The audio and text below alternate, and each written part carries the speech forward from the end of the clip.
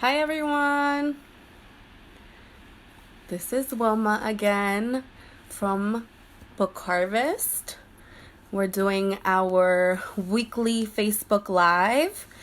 It's Tuesday at noon, and this month we are going to try to share a new resource every day on our website.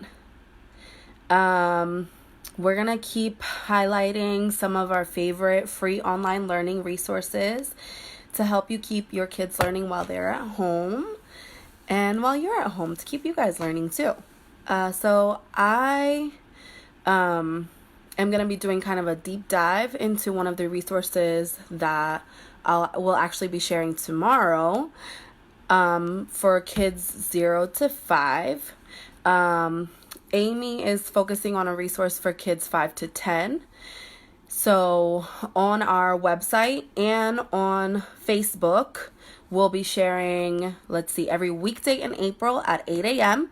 We're going to release that new resource, and you can access that on either place. We know there's a lot of stuff out there. We know there's a lot of online lists. They can feel overwhelming. So we just want to have a place for you that you can go. You know there's going to be one thing that you can try that day, or one thing that you find that you might keep coming back to depending on the resource. And I just want to say again before diving in that I hope you're really taking care against the pressure of feeling like you have to be this seasoned teacher of the year overnight. We're parents, and we always tell the parents and families that we work with that you are your child's first and greatest teacher. And that was already true before your child started being home 27, and it will be true after, these next few months where your child is home 24/7. So I just really want to emphasize that and say that whatever level of teaching that you're doing, if you feel like you've got to schedule down, if you feel like you don't, your child is always learning from you. So really take care against that pressure to feel like you have to have an instant classroom in your home. You really don't.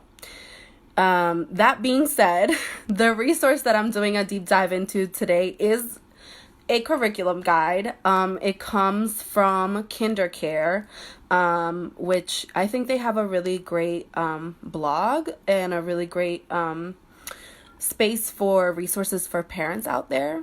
So the reason that I chose to dive into this resource a little bit more is because it's very flexible.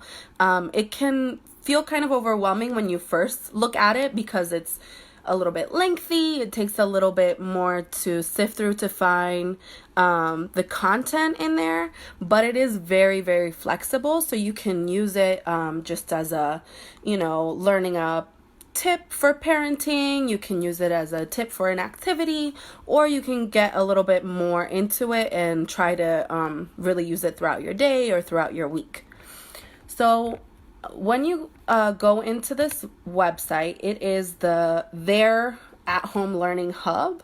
So every week they're sharing a new guide, and it's categorized by age. So it does have, this is also something I really like, it does have the guide for babies from 0 to 1, for toddlers, for age 2, for age 3, for age 4, and for kindergarten age. So the reason I really like that is because I feel like there's kind of a lack of resources like this in depth for parents who have babies, and I have a 1-year-old, so that's something that I'm looking a lot for, especially being a first-time mom. So once you get to this page, know that the curriculum guides, they're all on theme. So they'll have a theme for the week that kind of matches what they would have been doing at their care centers that week. So they put out their first one last week for the week of March 30th, and it was all about being in the garden. This week, the themes are all about springtime.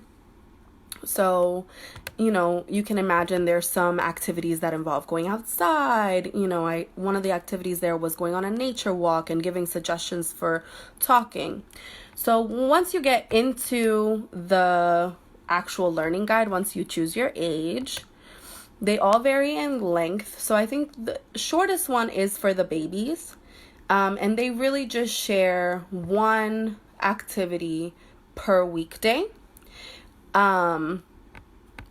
That belongs to a different domain. So for example, on Monday, they have a language and literacy activity. On Tuesday, they're doing cognitive development, and so on. They have a physical development one. They have a creative expression activity.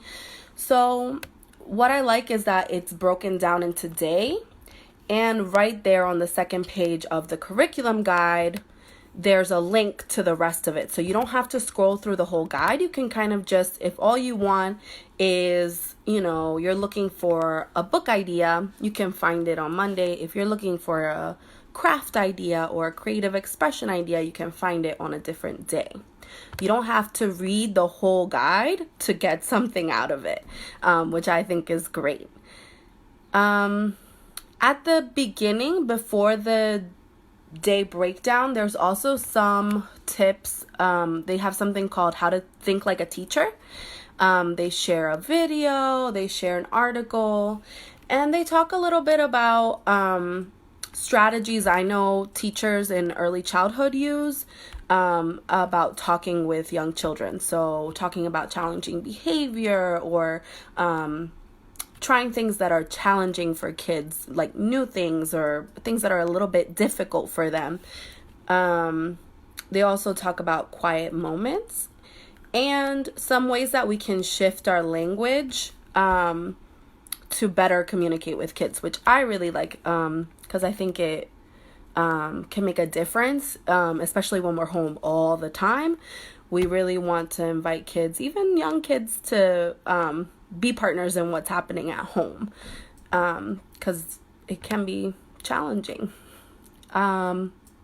Once you get to, if you're looking at the guides for 1 to 2 and above, so not infant, but 1 to 5, they have something called the Everyday Learning Experience, and I think this is the one that is not related necessarily to the theme of the week, but it's more broad.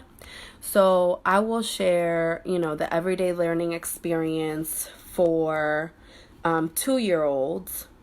So it says, you can help your child develop the skills described today no matter what you're doing. And it's very simple. It's 2 sentences.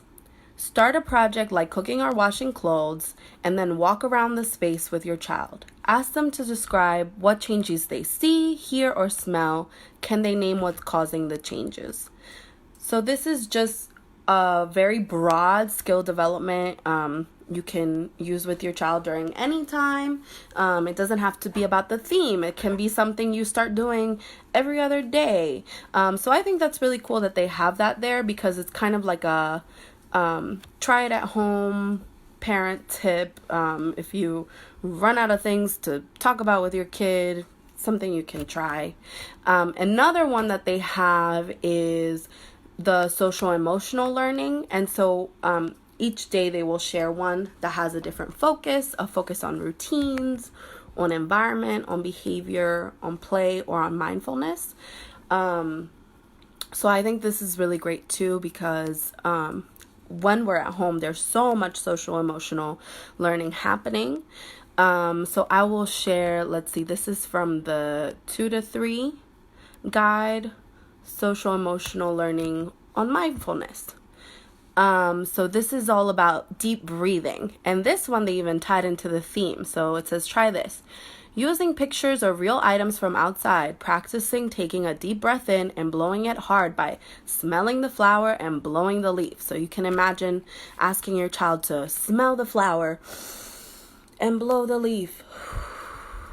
And then you can ask, how deeply do you need to breathe in to smell the flower? How hard do you have to blow out to move the leaf? So, when we're talking about kind of doing things at a developmental level that's appropriate for a child, this is a great way to engage a 2 or a 3-year-old to do some mindfulness practice. You know, you might not say breathe in and breathe out and your child will go, you know, they don't know what you are talking about. So using that imagery is so helpful to them. They might really smell the flower and then blow on the leaf. You don't need to blow that hard to make the leaf move.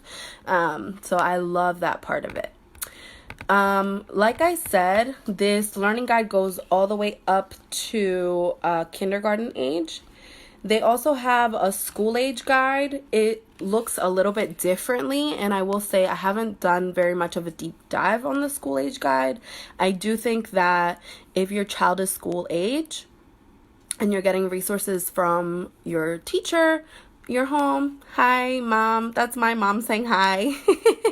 If you're getting resources from your teacher to try at home, that's probably the best thing to do as far as learning at home. Of course, you can supplement with anything you're finding, anything you want to try with your child that they're excited about. And, you know, this might be something that you say to your teacher, I found this, what do you think about it?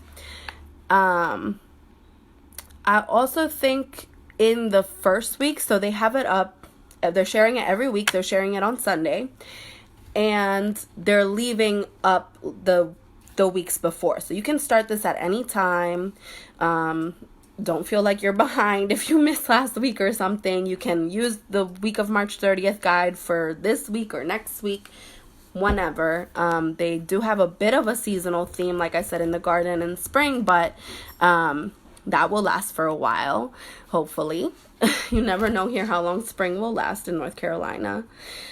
And don't feel like you have to use it every single day. If you find one activity you want to try on Wednesday and that's it, great. Like I said, these are really flexible, and that's something that I really like about it.